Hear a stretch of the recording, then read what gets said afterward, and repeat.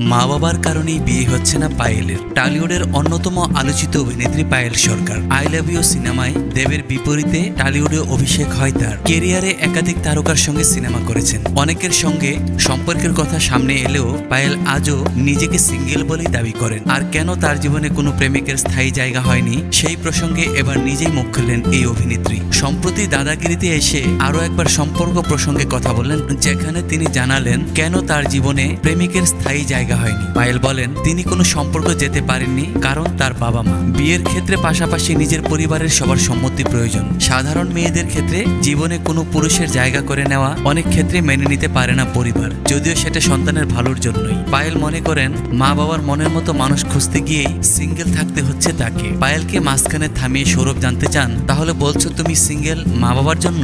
সম্মতি জানিয়ে অভিনেত্রী যোগ করেন, যেমন মনের মতো ছেলে খুঁজে পাওয়া কঠিন, তার চেয়েও বেশি কঠিন মা বাবার মনের মতো ছেলে খুঁজে পাওয়া। আমার কথা তো ছেড়ে দাও, মা বাবার মনের মতো ছেলেও খুঁজে পাচ্ছি না।